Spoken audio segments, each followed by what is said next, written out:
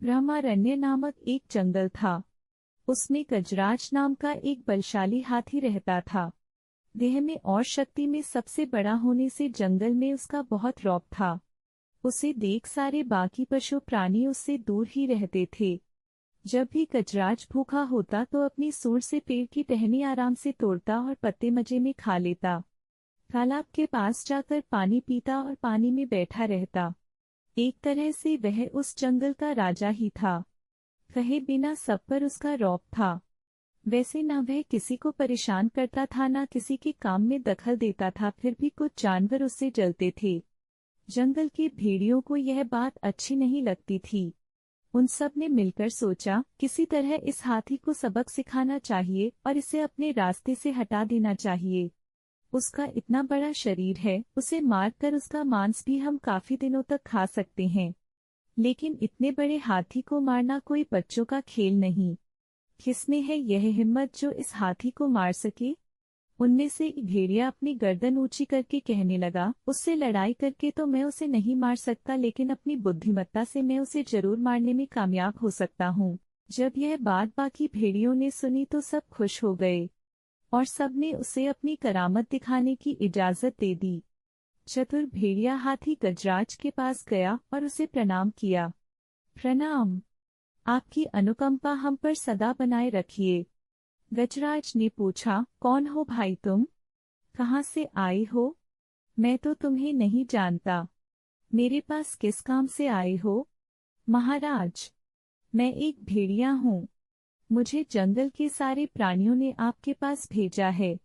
जंगल का राजा ही सबकी देखभाल करता है, उसी से जंगल की शान होती है। लेकिन अफसोस की बात यह है कि अपने जंगल में कोई राजा ही नहीं। हम सब ने मिलकर सोचा कि आप जैसे बलवान को ही जंगल का राजा बनाना चाहिए। इसलिए राज्याभिषेक का मुहूर्त हमने निकाला है। यदि आपको कोई आपत्ति नहीं हो तो आप मेरे साथ चल सकते हैं और हमारे जंगल के राजा बन सकते हैं। राजा बनने की बात सुनकर किसे खुशी नहीं होगी? गजराज भी खुश हो गया। अभी थोड़ी देर पहले तो मैं कुछ भी नहीं था, एकदम राजा बन जाऊंगा, ये सोचकर उसने तुरंत हामी भर दी। दोनों ने साथ चल पड़े। भेड़िया कहने लगा, मुहूर्त का समय नजदीक आ रहा है, जरा जल्दी चलना होगा हमें। भेड़िया जोर जोर से भागने लगा और उसके पीछे गजराज भी जैसे बन पड़े, भागने की क्याशिश में लगा रहा। बीच में एक तालाब आया। उस तालाब में ऊपर ऊपर तो पानी दिखता था, लेकिन नीचे काफी दलदल थी।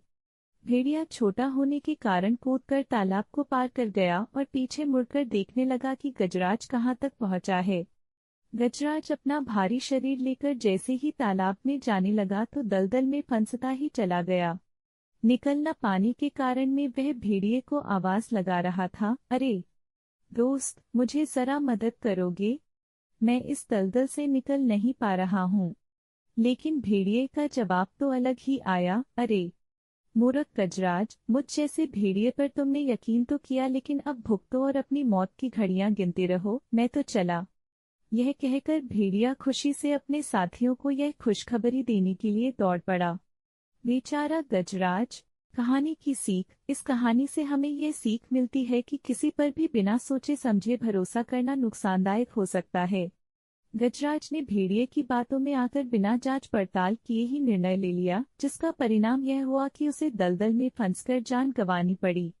हमें हमेशा किसी भी व्यक्ति या परिस्थिति का सही आकलन करना चाहिए और अपनी बुद्धिमत्ता का उपयोग करना चाहिए ताकि धोखा खाने से बच सकें।